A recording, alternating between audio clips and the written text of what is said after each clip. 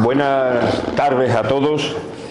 Bueno, pues una vez más nos encontramos en la presentación de un nuevo libro de José Antonio Amador, y yo, como buen amigo desde hace mucho tiempo y compañero en la curiosidad y la búsqueda de un poco saber más de todo lo que nos rodea, pues obviamente acepto una vez más la invitación del autor, como no puede ser de otra manera, de hacer un pequeño prólogo al libro, a este libro que presentamos, y poderlo presentar con una introducción de lo que van a encontrar en este cuarto libro de lo que iba a ser una trilogía: Mitos, Leyendas y Misterios de Zafra, fue el primero; Luces misteriosas en la noche y Ovnis en Zafra, y que se ha convertido en una tetralogía con paso a una pentalogía, porque esto sigue, esto continúa. Aquí José Antonio sigue escribiendo, entonces, con este libro que se llama, o se titula, mejor dicho, se intitula Un viaje a lo sobrenatural y lo paranormal. Y es que lo sobrenatural y lo paranormal, pues bueno, aunque en otros libros también lo ha puesto de manifiesto en algunas experiencias narradas en otros libros, la RAE dice que lo sobrenatural es todo aquello que excede los términos de la naturaleza, y lo paranormal es todo fenómeno que no puede ser explicado por los conocimientos actuales y es objeto de estudio de la parapsicología. Así, todas las cosas paranormales son sobrenaturales, pero no todas las cosas sobrenaturales son paranormales. En este libro que presentamos, es un libro episódico. Vais a encontrar entrelazados sucesos tanto sobrenaturales como paranormales, empezando por un glosario de profecías, pasando por sucesos de apariciones en Zafra y comarca, como en otros lugares del mundo que Amador pues ha visitado a lo largo de su experiencia. Alguno de un título a lo mejor que puede resultar a priori un poco cómico, pero luego trae una historia tristes incluso, porque todo este mundo también de la fenomenología parapsicológica o incluso de apariciones entrañan luego historias tristes en muchas ocasiones, pasando también por la vida de personajes muy reconocidos incluso en nuestra Extremadura, como la historia del gigante extremeño de Puebla de Alcocer, muy conocido, o también en otras latitudes, vamos a decir así, el Yeti, ¿no?, el famoso misterio del Yeti, para terminar con un capítulo que habla también de los milagros. Empezamos por las profecías, terminamos por los milagros, y ahora que estamos en tiempo, vamos a decir, Semana Santa, pues viene a colación. En definitiva, es un libro de Amador. Quiero decir, todos los que estáis aquí conocéis a Amador, somos todos amigos, creo que los que estamos aquí, Amador, seguidores de Amador de hace mucho tiempo, y que con un lenguaje habitual suele describir los sucesos de una manera muy natural, como si los estuvieras viviendo en el momento en el que los narras, ¿no? Y que continuará, como hemos dicho, con otro libro que ya está terminado. Esto es curioso, ¿verdad? Y ya hay otro para presentar, que pondrá, según dice él, yo no me lo creo, punto y final a su labor de escribir y de narrar por escrito toda esta experiencia. Esto no se lo cree nadie, ni tú ni nadie de los que está aquí. Bueno, eso dice él. Supongo que a partir de ahora, que creo que también ahí donde se demuestra la esencia también de Amador, seguirá pateando y divulgando a pie, en campo, porque una de las cosas más interesantes, aparte de lo que se narra aquí en este libro, es que es verdad que Amador siempre ha hecho, pues, bueno, rutas, vamos a decir, de naturaleza, pero que hay otra ruta que yo planteo que se puede hacer, que esta ruta de lo paranormal y sobrenatural, porque creo que la esencia de Amador, aparte de escribir, está en el tú a tú, en el campo, en el sitio, en que podamos en algún momento determinado hacer esa ruta, incluso desde ver Foo Fighters en la sierra de Alconera, como hemos hecho otras veces, hasta incluso crear tertulias sobre estos aspectos, cosa que Amador y yo en unos años, las jornadas plenilunio, en Medina de las Torres, pues durante varios años nos congregábamos un grupo de personas a hablar de estos temas, que a muchos pues, les puede parecer extraño, pero que hay mucha gente que es bueno, seguidora de este tipo de temas y que en un ambiente, vamos a decir, condescendiente, pues narran las experiencias que han tenido, de las que muchas de esas experiencias también están en este libro, que hemos tenido la oportunidad de vivirlo los dos en algunas ocasiones. Así que seguirá pateando y divulgando a pie de campo todas estas experiencias. Esperemos que haga alguna ruta de estas características con la pasión y el entusiasmo que les caracteriza y que le hace tener tantos seguidores. Por lo que le sobra a Amador es su bonomía, su curiosidad sin límite y su personalidad tan marcada, muy alejada de perfiles academicistas, a veces, bueno, de carácter distante, ¿no?, más elitistas, ¿no? Cada publicación que hace, ya sean de topónimos, sucesos, historias, senderos, etcétera, es un homenaje recíproco que hace a tus convecinos y a tus amigos. Y tus convecinos, evidentemente, a ti. Así que no necesitas más, amigos. A seguir pateando y a seguir disfrutando.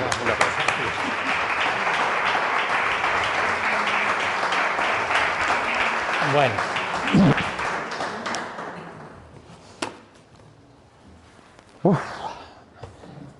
Se pone muy nervioso, que esto no es normal, porque ¿cuántos libros llevas ya? Ya he perdido la cuenta. Hoy es un día que salimos muy estresado, desde las 8 de la mañana por otras circunstancias. Pero bueno, tranquilidad. Estamos a modo zen. Bueno, autoridades, miembros de otros partidos, público en general, buenas noches y José María, gracias. Y gracias a todos ustedes por estar aquí. Lo paranormal forma parte de un aspecto no explorado incorrectamente, estudiado en la naturaleza, ¿no? Vamos a empezar por ahí. Es un trabajo de indagación de 25 años, yo le llamo literatura de investigación. Se compone de dos partes. La siguiente os emplazo en este mismo lugar, con el permiso del señor alcalde, que ya se lo pediré el año siguiente. Los sucesos investigados pertenecen sin duda a ese folclore de los pueblos. La única diferencia que esto no son leyendas y menos mitos, son reales. Y muchos de los testigos pasaron mucho miedo, otros sorpresas y la mayoría estaban ausentes. Al no poder explicar lo acontecido, se les escapaba de lo estrictamente convencional mental. El año pasado, en un viaje por el Alto Ampurdá, hablé con un antiguo testigo de infinidad de sucesos en un antiguo castillo y convento. De eso hacía ya 10 años. Pues me narraba que aún le cuesta trabajo dormir de todo aquello que vivió, junto a 200 trabajadores, 200 testigos, casi nada, que a diario veían acontecer sucesos en sus propias narices. La mayoría se fueron yendo de la empresa. En el libro reflejo algo, iréis viendo.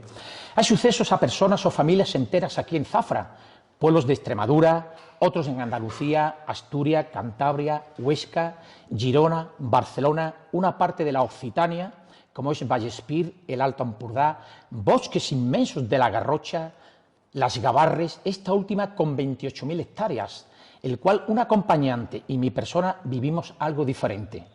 Para vuestra información, es un bosque que me da reparos. Y os aseguro que he atravesado selvas y junglas y no he sentido por igual que las Gavarres, que lo he vivido. Se me ponen los pelos de punta cuando pienso en eso. También experiencias mías en países lejanos, como el Valle de los Reyes. Aquello ante 80 testigos, lo que me ocurrió fue apoteósico. Lo leeréis en el libro. En Cartago, Túnez, en el Coliseo de Roma, pirámides de Tikal, Guatemala, más pirámides mayas de Copán, Honduras, el Coricancha, Sesihuamán, Machu Picchu e Isla de Pascua, Chile. Sigo con los pelos de punta. Como anécdota, en Machu Picchu, el guía Armando, quítenle la N, es Amador. Es curioso. Me decía, hermano, ¿cómo sabes esas cosas? Y yo le decía, que yo no las sé, que me las están diciendo. Y los dos flipábamos allí. Y estábamos 500 personas. Y es curioso los kilómetros que he realizado para estos dos libros. 170.000 kilómetros. Para traeros la información en este y, como ha dicho José María, mi amigo José María, el del próximo año. Si este libro es buenísimo, el del año que viene es superior. Sobre los hechos, un trabajo arduo en el tiempo. Los testigos, incluso familiares y amigos, les interrogaba para poder concretar con más certeza esos sucesos. Los tenían guardados en el más absoluto silencio. Hay hechos que ocurrieron hace 50 años o más. de ahí hasta hace pocos años. Ha habido vicisitudes en el cual intervino la Guardia Civil, mozos de escuadra, secretas, decenas de perros, protección civil, decenas de voluntarios e incluso amenazas a testigos y el propio pueblo llamarlos despectivamente. Con el paso del tiempo todo se iba verificando. Lo que ocurrió a este señor que está en el libro, eso no tiene parangón. Eso fue, lo quisieron meter en la cárcel, etcétera, etcétera. En fin, ya lo iréis descubriendo. A veces puede resultar estos hechos para ciertas personas, si no la mayoría, como cuentos, falacias o todos esos adjetivos que a uno se le pasa por la cabeza. En la actualidad existe un gran problema en la sociedad, que es la enfermedad cerebral de la ignorancia. Me refiero a los comecocos que a diario nos bombardean. Y no se filtra, a menos se pone remedio. La infinidad de mensajes subliminales es bestial. La consumopatía de desinformación sobre cualquier tema que no se ajuste a ciertos parámetros es tremenda. Nos inculcan aquello que interesa, borrando esa memoria ancestral y dogmatizando en un proceso silencioso sobre la realidad y miles de sucesos que están a la vista. Decía Burrus Frederis, la educación es lo que sobrevive cuando lo aprendido ha sido olvidado. Cuando personas de infinidad de regiones o países citan algo, inmediatamente se les hace la cobra, se le intenta ridiculizar. Testigos me comentaban. A modo de recordatorio, os comento el Homo neandertal. Entró en la península ibérica hace aproximadamente 100.000 años, hasta la última glaciación de Ur, hace unos 15-20.000 años. En aquellos tiempos no había internet, WhatsApp, radio, televisión, prensa, ni drones, ni cámaras, y los sucesos acontecían. Y para más INRI, según la ciencia, aquellos hombres nuestros antepasados no hablaban, cosa que dudo mucho. Entonces, ¿cómo es posible que en cientos de cavernas de España y otros países existan representaciones de arte rupestre con simbología de chamanes, hechiceros, dibujados y haciendo rituales a los espíritus y enterraban a sus fallecidos? Era el más allá que tenía un vínculo real. ¿Quién les enseñó esos rituales? El Vaticano, he estado 2 veces, tiene, según el Código de Derecho Canónico, unos 800 exorcistas. Uno de ellos es Vincenzo Taraborelli, un carmelita de Roma. Os hago una pregunta: ¿por qué existen los exorcistas de Roma? Si no existen los fantasmas, los espíritus, ni nada. Os explico qué es un exorcista de Roma. Es la misión que les conlleva a expulsar demonios, fantasmas y que poseen las personas, diagnosticar la posesión demoníaca, combatir a la presencia en los cuerpos de los fieles. El Vaticano realiza estos actos desde el año 1614. El padre Gabriele Amor fue el exorcista principal del Vaticano. Hasta su muerte realizó más de 60.000 exorcismos. Eso significa 60.000 fantasmas. ¿No lo creen así? Lo dice el Vaticano. Está escrito en los archivos.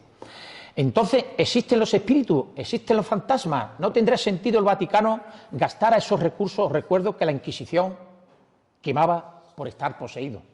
He tenido la suerte de visitar varios museos de la Inquisición y os garantizo que es tétrico, muy tétrico. En el Museo Británico se encuentra un dibujo de un fantasma. Desde la ocasión, ¿no les da a ustedes qué pensar? Dicho fantasma está en una tablilla de Babilonia, de arcilla, que tiene 3.500 años. Y es una guía que indica los pasos a seguir para deshacerse de espíritus no deseados que aparecen cuando regresan al mundo de los vivos. No les quepa duda, estos eventos ocurren a diario a miles de personas y con toda seguridad a muchos de ustedes. La cuestión es que es tan sutil, estamos tan ciegos que no sabemos a veces interpretar los mensajes. He traído 2 vídeos de temas diferentes. El primero es, prefiero lo vean ustedes. Sí, es verdad que el año pasado, en la presentación del libro Ovnis en Zafra, os lancé un subliminar de los Basajaún. Pues veamos qué son, aunque os diré que Basajaún, Bigfoot, Yeti, Hombre de las Nieves, Simió, es lo mismo con diferentes nombres en otras regiones del planeta. Me gustaría, si ustedes lo creen, estoy dispuesto a preguntas, si no ahora, después del vídeo, ¿vale? Os voy a poner el primer vídeo porque son 2 vídeos los que os voy a poner. Son varios sucesos. Yo estoy investigando por Huesca, el País Vasco, Cantabria, Asturias, el Alto Ampurdá, el Baix Camp, en catalán Campo Bajo, la zona de la Occitania, que es Vallespí, que ya te entras en un pueblo ya del Pirineo Oriental, que desde el siglo XV se da una fenomenología que ya entra dentro de lo que son los fenómenos paranormales. Allí existen unos seres que en esas regiones en concreto se llaman, por ejemplo, en el País Vasco o Huesca se llaman Basajaún, pero en la zona de la Gabarra y la Garrocha y Vallespí se llaman Simiot. Y hay en las iglesias románicas de toda esa zona, está llena de representaciones desde el siglo XV.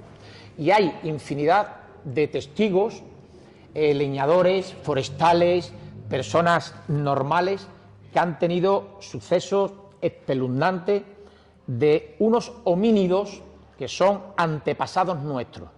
Se crea o no se crea, eso está ahí. Voy a poner en el libro, está el suceso de José del Carbón y luego está la Sierra de Ensijá, están reducidos. Para hacer estas entrevistas me costó, voy a poner el proyector, voy a pasar el proyector. Me costó 23 años hacerle la entrevista a dos señores, 23 años. La Guardia Civil, los mozos de escuadra los querían meter en la cárcel. Como os he dicho, se generó batidas de decenas de perros. Es que tarda un poquito. Decenas de perros, Guardia Civil, mozos de escuadra, gente del pueblo. Ya está apareciendo. Vale. El primer clip de vídeo dura unos 8 minutos y medio. En la mitad me gustaría que prestarais atención porque pongo una entrevista, una de tantas que hice, solamente pongo una que está resumida, ustedes saquen las conclusiones.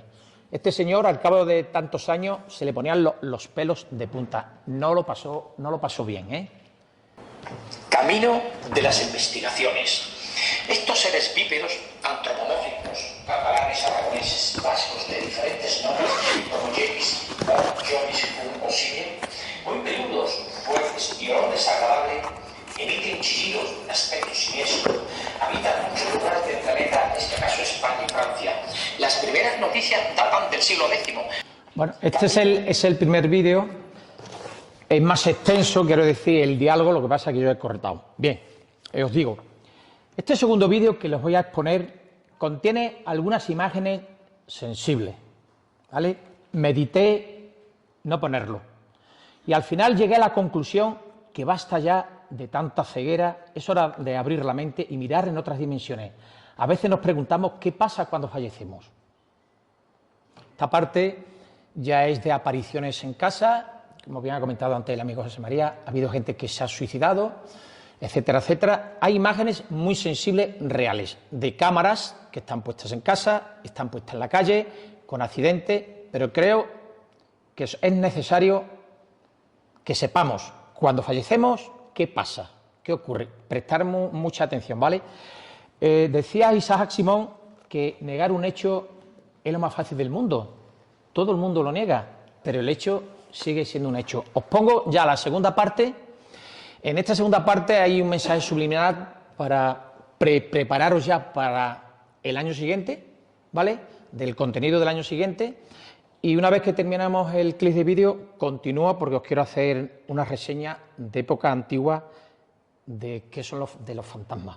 Os voy a quedar flipados lo que hay en España, ¿vale? Bueno, esta es la segunda parte. Presten atención, ¿vale? Yo os voy a señalizar con el láser algo que ocurre. Hay imágenes sensibles, ¿vale? Pero son necesarias, ¿eh? Estos trabajos, pues, unos son míos, otros son de colegas, de investigadores, que nos vamos pasando las cosas y tal y cual, porque en España somos muchos, no solamente Jiménez, hace unos años traje a JJ Benítez, y etcétera, etcétera.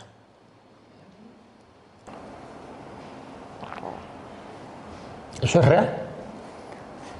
Observen ahí lo que sale de ahí del accidente. Observen. Se viene para acá, ¿ven? ¿Están viendo? Ahí no hay truco. Aquí lo tenéis. Eso sale de los cadáveres del coche.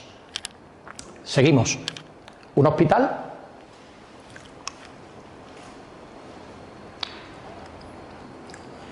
Observen, ¿estáis viendo cómo sale del cadáver? Esto es el mensaje subliminal para el año que viene. Os quiero calentar un poquito. No tiene desperdicio, el año que viene. ¿No creemos en la sirena? Ahí tenemos sirena, pero es que hay que investigar, hay que meterte de lleno. Tiburón con arpones del Neolítico. Pescado, ahí lo tenéis. Pinturas cuando estuve en Egipto, la cuerva de Karú. Son sirenas y las están cazando, ¿no veis las sirenas? El hombre prehistórico las está cazando. Yo no estoy mintiendo, están ahí, las sirenas existen.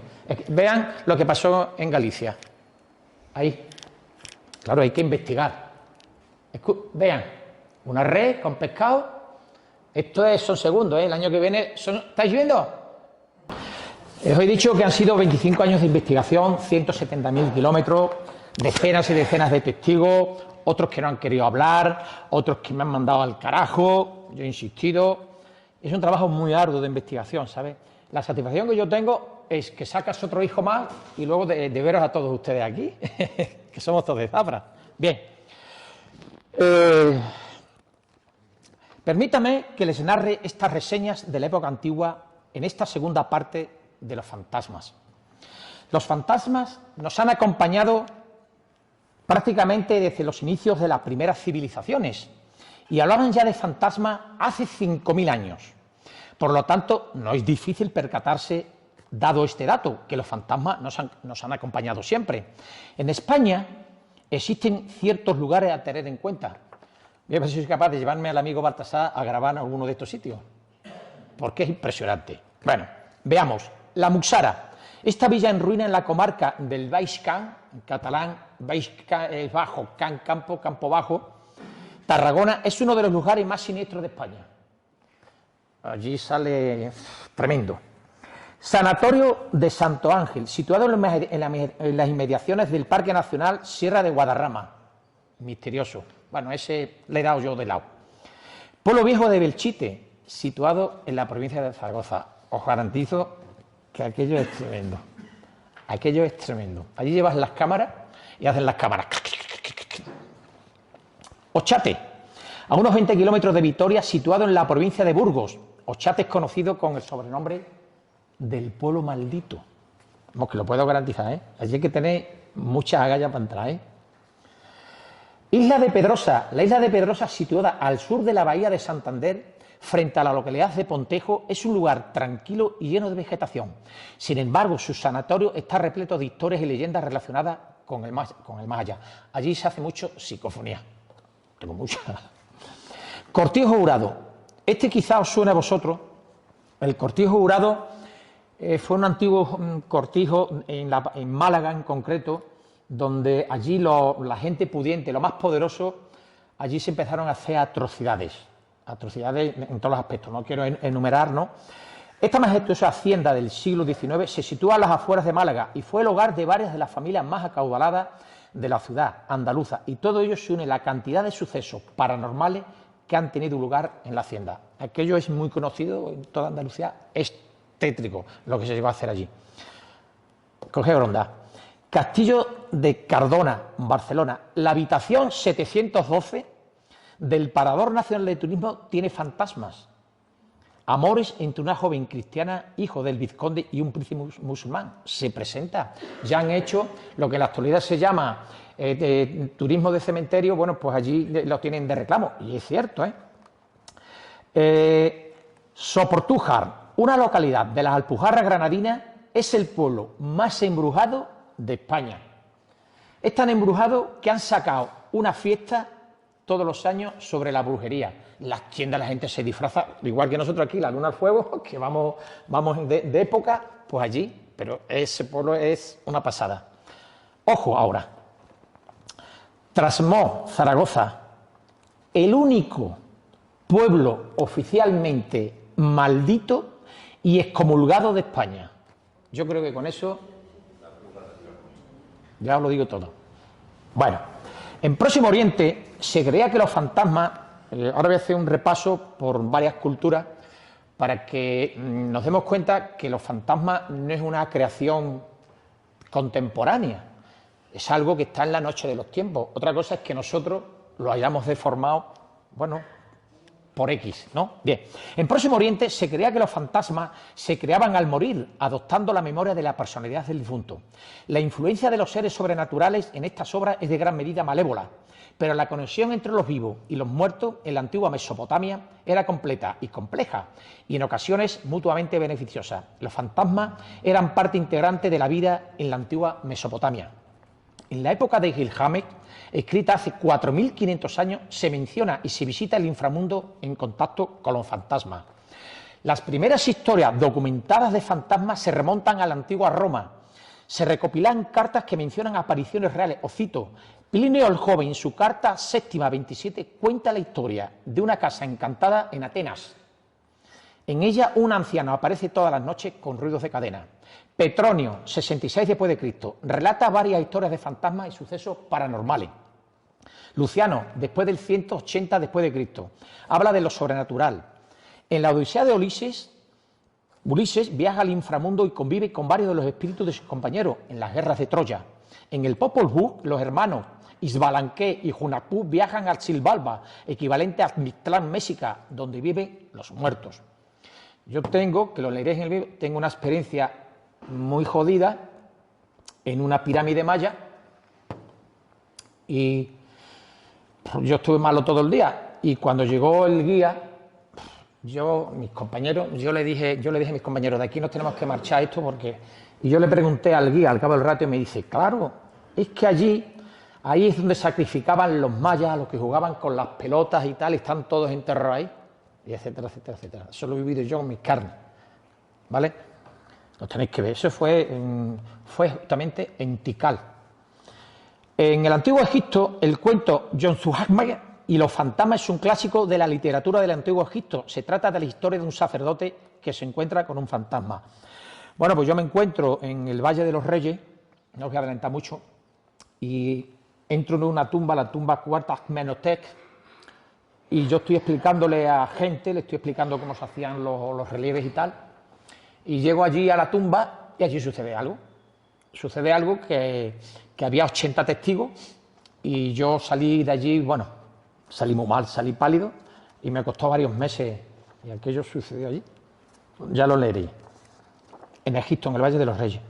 En la antigua Grecia, la vida de ultratumba comprendía 3 reinos distintos. Al fallecer se colocaba una moneda en la boca del difunto que servía de pago al barquero de Caronte para que cruzara el alma a través del río Styx. En realidad, la moneda no era un pago, sino más bien un símbolo de respeto intercambiado entre el alma y los dioses. Mientras mayor fuera el valor de la moneda, mejor puesto ocupaba el alma en la barca de Caronte. Los romanos también hacían lo mismo. Yo he asistido a muchas excavaciones arqueológicas y se han sacado cadáveres con las monedas aquí del viaje. En China, el Festival de los Fantasmas, que se originó para honrar y apaciguar a los difuntos, se continúa celebrando en el 15º día del mes del año. Se piensa que este periodo conocido como mes de los fantasmas se hace más delgado y velo que separa el reino de los vivos y de los muertos. China tiene una fiesta de fantasmas. Es curioso.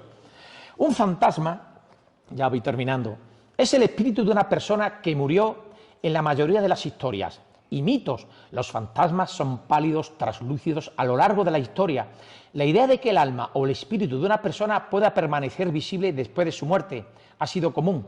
Algunos de nosotros tenemos la esperanza de ver el fantasma de un familiar querido, mientras que otros están aterrorizados solo con pensarlo. A partir de este día principal, la palabra fantasma también ha llegado a significar la indirecta o la sombra de algo. El fantasma de una sonrisa permaneció en sus labios. Como hemos visto, los sucesos sobrenaturales y paranormales nos acompañan desde época antigua. ¿Qué vínculos hemos desarrollado para tener esas presencias? Y termino con estas frases. ¿Por qué suceden cosas que la razón no puede explicar, pero que la Biblia, por otro lado, expone? Como nadie se le puede forzar a que crea, a nadie se le puede forzar para que no crea. ¿Alguna pregunta? ¿No? Nadie. Gracias. Bueno, os voy a contar un caso, gracias, de aquí de Zafra, uno nomás, ¿eh? Bueno, a ver, si alguien quiere comentar, creo que después de, como casi todo de Zafra y de alrededor, si alguien, creo que, si te parece... A mí encantado. Como hay gente personas que han vivido cosas y que están aquí y que, bueno, no voy a estar presente aquí, una de las personas de las que hemos vivido unas cosas hace poco relativamente. Si quiere, la persona que está aquí lo cuenta, y si no, pues en otro foro. Pero si alguien quiere comentar algún suceso o quiere preguntar alguna historia, de todas maneras... Estoy abierto. Cuenta lo que iba, si quiere, para terminar. Sí. Si alguien quiere participar, decir, comentar, incluso compartir algo que le haya ocurrido, que entre dentro de lo sobrenatural o paranormal, que lo cuente, porque yo creo que muchos hemos tenido alguna experiencia extraña que la razón a lo mejor no puede explicar, no forma parte. Porque esto ya habría que ver lo que tiene realidad, lo que está dentro de nuestra conciencia, nuestras creencias, nuestra religión, nuestra forma de creer en algo. Pero si alguien tiene, ahora es el momento, si tenéis alguien compartir algo, preguntarle algo a... ¡Vamos! ¡Joder! Luego. Venga, Gabriel, dime. Una pregunta, de estos hombres gigantes que hemos visto tenidos... Eso sí, eso están en tribu de los navajos, eso está toda la parte de la parte entre Canadá, eso han existido, están ahí. Están dentro de lo que se llama la criptozoología. Josefa, ¿nos vemos más? Sí. Todo esto proviene de los Nefilim. Los Nefilim ya hace referencia a la Biblia, están ahí. En Ecuador, he tenido la suerte, bueno, lo vais a ver en el libro, apareció un esqueleto de 7 metros. Que no estoy mintiendo, 7 metros. Hoy se conserva en el Museo de Zurich, en Suiza, está allí. Y hay un suceso, es que no... A ver, si me preguntáis por sucesos, aunque yo mismo ya me autopregunto, los hay, son todos interesantes, maravillosos, cada uno en su medida. Aquí en Zafra hay uno muy interesante, bueno, hay muchos, ¿no? Pero hay uno muy interesante de una familia que vivía en los pisos catalanes, hace ya 35 años, y compró una muñeca. Compró una muñeca, y esa muñeca, al cabo de una semana, pues cuando estaban dormidos, pues escuchaban un susurro, escuchaban algo. Entonces el marido se levanta y se va a la habitación, y es que la muñeca hablaba sola. La muñeca hablaba y la muñeca no tenía pila, entonces no lo sabía, la muñeca hablaba sola. Eso ha sido aquí en Zafra. Aquello era tremendo, se tuvieron que deshacer de ella. Eso hemos garantizado aquí en Zafra, ¿eh? Aquí una señora, que no voy a decir, la estaban operando, una operación bastante grave, y cuando pasan los días y ya se está recuperando, pues ella le cuenta a los médicos que ella había salido del cuerpo y estaba encima de todos los médicos y estaba viendo lo que los médicos hacían, donde le cortaron, los puntos que le pusieron, y ella estaba arriba, estaba así mirando. Entonces se lo contó a los médicos, pero eso, porque es que te estoy dando pelos y señales, y estaba anestesiada al 100%, está aquí, pero no voy a decir. Casos hay muchos. Mira, hay uno en San Joan de Remis, aunque este es del libro, pero para adelantar, para poner los dientes largos. Es un antiguo castillo con una ermita. Es que eso es para vivirlo. Bueno, pues allí luego fue utilizado en el conflicto de España que tuvimos, se fue utilizado, y allí hay cientos de túneles con cientos de kilómetros. Eso está al lado de Girona. Entonces allí pasa, eso es un meandro, pasa el río, y esos son túneles que van en todas direcciones, pero túneles hechos en la contienda, pero túneles antiguos, ya del siglo V, estaban hechos túneles, pero túneles que a los ríos, otros sitios. Bueno, pues eso lo compró una empresa de adinerados de Barcelona. Esto fue tétrico, ¿eh? Os voy a adelantar, esto es para el año que viene. La empresa, 200 trabajadores. 200 trabajadores. Bueno, pues empiezan los trabajadores a trabajar. Aquello había que restaurarlo para hacer un parador. De hecho, el parador no va nadie. Se gastaron una millonada, no va nadie, porque lo que ocurre allí no es normal. Aquello se rompe ya todo, Samari, lo que es sobrenatural y paranormal. Aquello es tremendo, de verdad. 200 testigos tuvieron que ir dejando de trabajar. Bueno, pues empiezan a aparecer huesos, cadáveres de niños, porque era un convento de monjas, ¿no? Y el castillo, niños, niñas, personas que habían sido ajusticiadas, empezaron a encontrar zulos de armamento. Bueno, aquello fue tremendo. Bueno, pero empiezan a aparecer los túneles. Y los trabajadores tenían que ir a los túneles, tenían que hacer cosas. Y decían que cuando iban por los túneles, la temperatura bajaba a 0 grados en los túneles, a 0 grados. Y decían que por los túneles, ¿vale? No se me está poniendo todo, por los túneles pasaban sombras, la gente los tenía detrás del suelo, del suelo salían como si fueran geyser del suelo.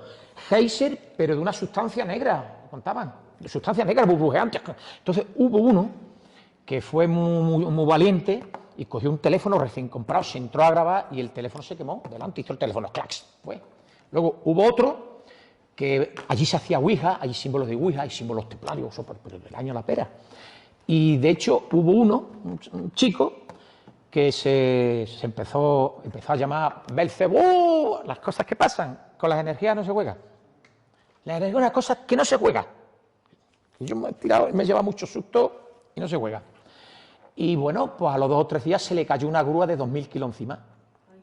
No lo mató, pero le partió. No le mató porque él escuchó un sonido, se tiró y cayó entre unos palés y le cayó la grúa encima. Luego hay otro que está subido en un andamio, está trabajando y se le pone los pelos de punta. ¿Qué pasa? Y hace así. Y tiene aquí en el hombro izquierdo, tiene una cabeza que lo está mirando. Samari, perdonad, porque yo soy igual que Samari. Está trabajando y el tío está lo que está haciendo. Así, bueno, pues se le cae el mechero y es que fue muy curioso. Y empieza él. Fulanito, déjate ya de cachondeo, hombre, ¿me quieres dar mechero? Y allí no había nadie. Y resulta que quien sea había cogido el mechero y era una sombra de esa. O sea, allí pasan, bueno, por los 200 trabajadores lo pasaron muy mal. Era a diario. Encontraron un obelisco con unos esgrafiados, unas grafiadas muy raras. El San Joan de Remis se llama. Suceso interesantísimo. Está aquí uno, hay aquí uno en Reina. No estoy descubriendo el ritmo porque estoy salteado. Se llama La Tía Talabarta. Es el castillo de Reina. Son 2 hermanos que van a cazar. Uno se pone en una punta, ya por la tarde noche. Están a la guardia y otro en otra. Y hay un chico que empieza a notar, dice, que está pasando algo. ¡Qué frío tengo! ¡Qué frío! Y mira para atrás y hay allí un espíritu. Pero vamos, que lo estaba viendo, estaba detrás de él. Deja de cazar, ya, ve, viene el hermano corriendo, llama al hermano, dice, vámonos de aquí. Dice, ¿qué me ha pasado a mí esto? Y dice, a mí también. Se llama La Tía Talabarta. Bueno, pues yo cuando le hice la entrevista le digo, allí en ese castillo, en el de Reina, ¿ahí ha fallecido alguien? Y me dice, sí, una tía mía que se llamaba La Tía Talabarta. Digo, pues esa es, se lo he detectado. Y luego ya si me tengo que quedar, no es quedarme porque son 3 insantísimos, ¿no? Es que lo tenéis que leer. Ya sobre este libro, ya en el aspecto sobrenatural, es el de José del Carbón. José del Carbón es espectacular, con el homínido que se encontró. Entonces, yo esa sierra, bueno, eso ya son los Pirineos, el Prepirineos, yo llevo muchos años yendo. Ahí hace 20 grados bajo cero. O sea, ahí un mono, ni un mono, ni un gorila, ahí no puede vivir. No hay comida para ellos, las temperaturas son bajísimas, imposible. Ahí hay algo más. Bueno, yo me quedo con José del Carbón, pero luego hay este señor me costó 23 años hacerle la entrevista, 23 años porque no había manera. Porque los mozos de escuadra y la Guardia Civil lo amenazaron. Les dijeron que lo iban a denunciar y que se lo llevaban para adelante porque le dijeron que estaba enardeciendo a la masa el hombre. Y el hombre, un hombre, yo lo conocí en persona, súper sencillo. Bueno, pues eso fue pasando, pero la gente del pueblo, el pueblo es Bagá, el pueblo se llama Bagá, la gente le llamaba por la calle mono, el mono, ¡oh! Le hacían el mono. Lo pasó muy mal ese hombre. Hasta que... Bueno, y luego hay otro caso, es que esa zona es muy pródiga, entonces hay una zona que se llama el Pedraforca. El Pedraforca es una torre que emerge como la torre de la película de Encuentros en la tercera fase, igual, se llama el Pedraforca, es una zona caliza, es una zona, un sistema kárstico, esto hay miles de cuevas, pero hay una sierra que se llama la Sierra de Ensijá, ¿vale? Una sierra que tiene 5 kilómetros, está cerca de Montserrat. Montserrat es tremendo. En Montserrat, no me voy del tema, es que va todo, porque está todo, es como las estribaciones de Sierra Morena, el Castellar, etcétera, etcétera.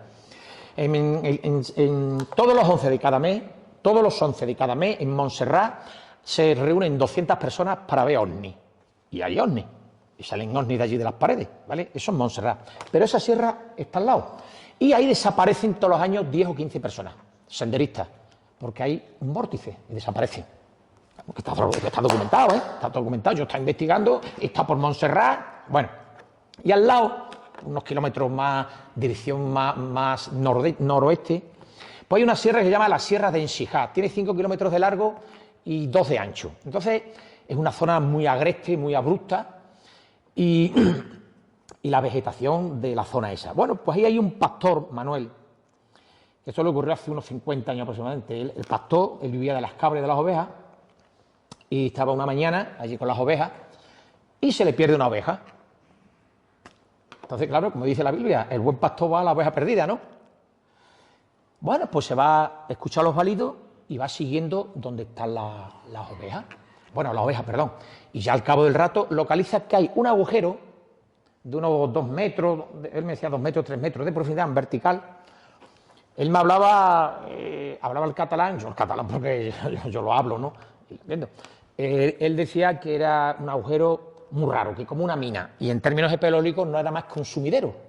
Un sumidero es cuando la zona caliza, llueve mucho, el agua cuando toma contacto con la va erosionando y se forma un sumidero. Entonces se va a su casa, es muy interesante, Balta, y se va a su casa, coge un candil de la época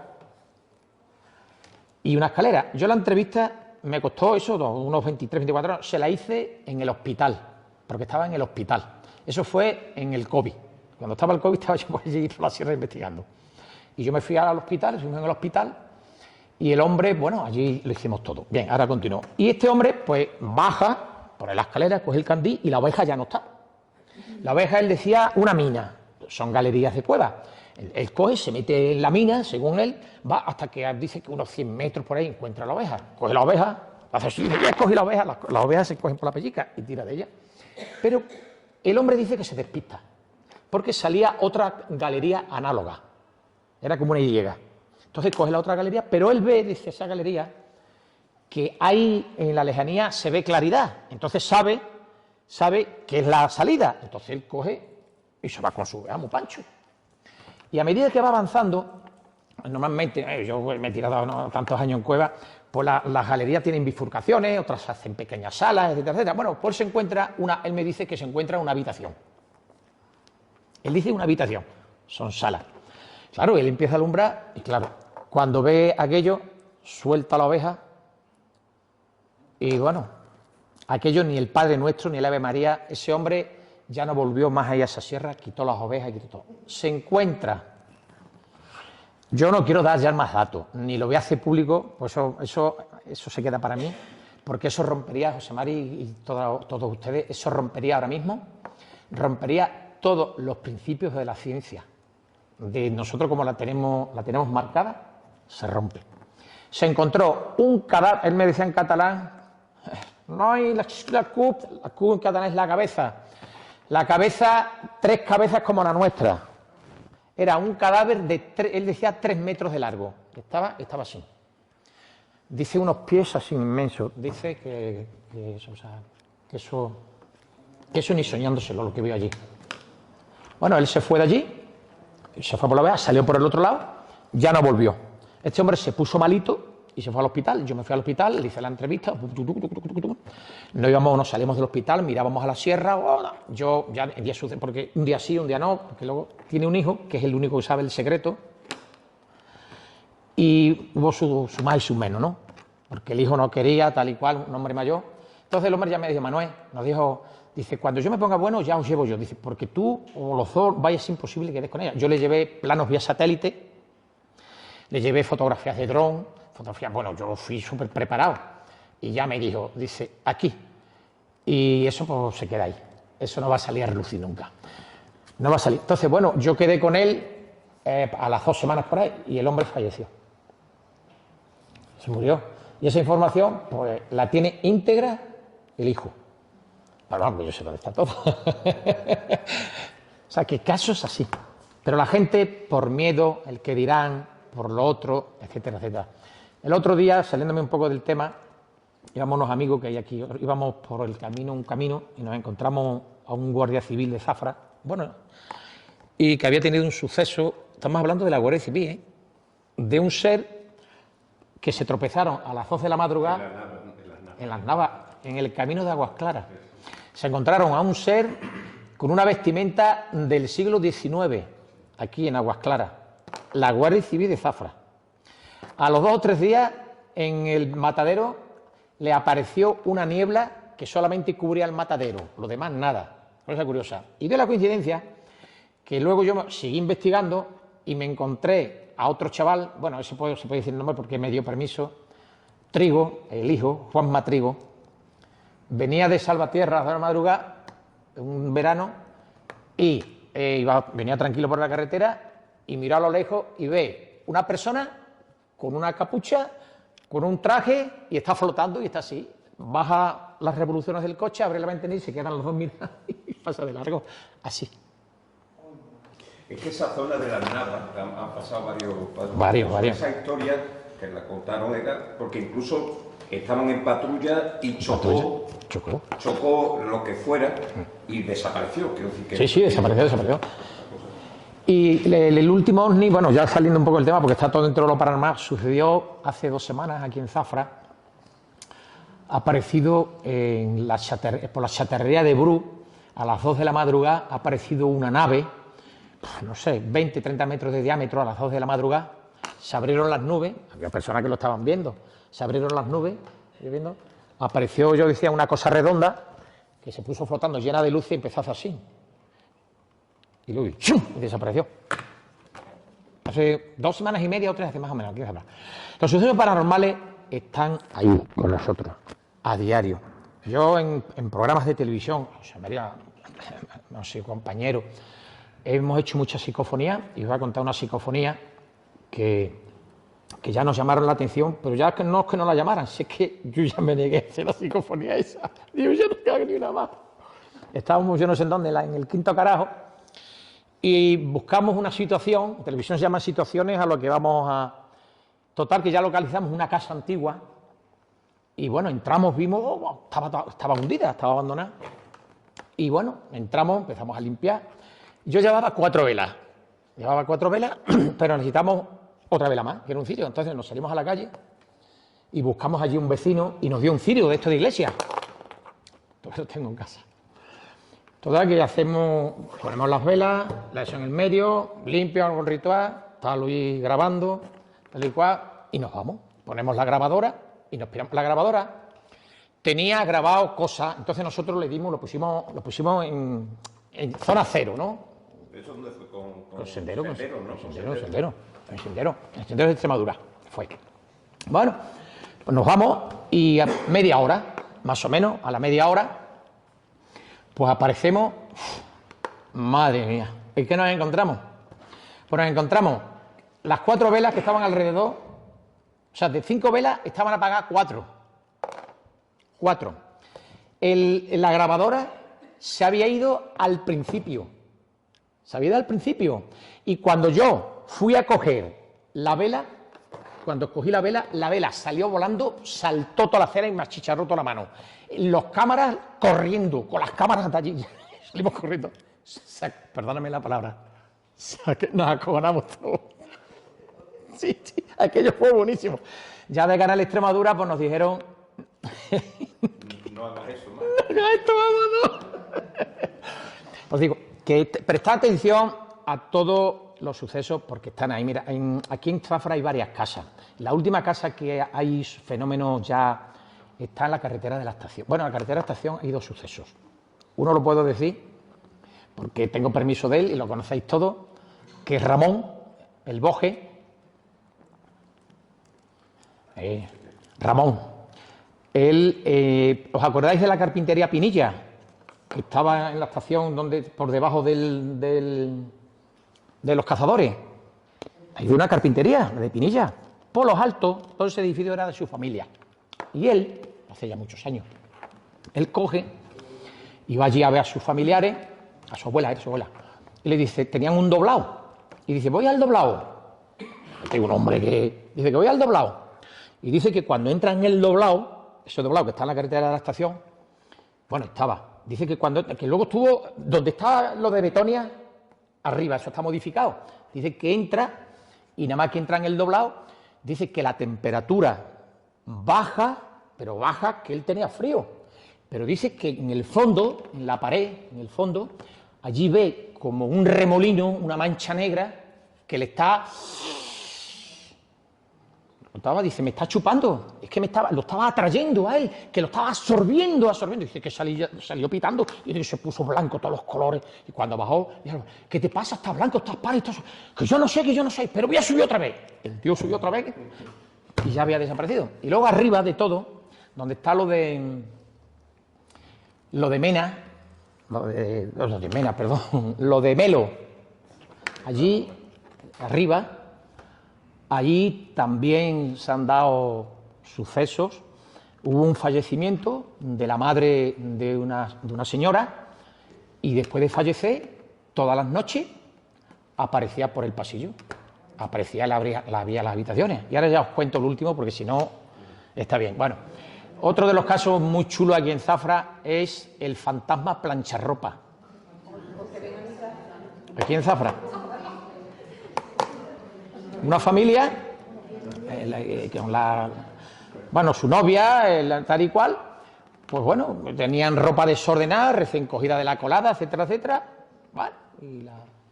Y la dejan allí.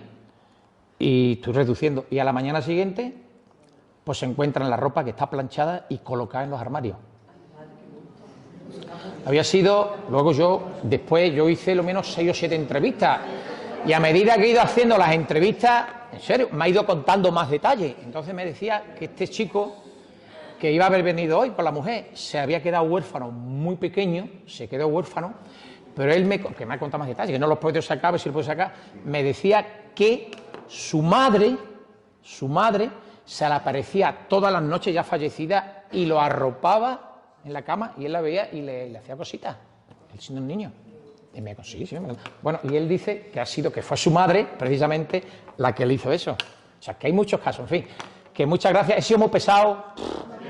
Bueno, si alguien Claro que no quiere. La gente...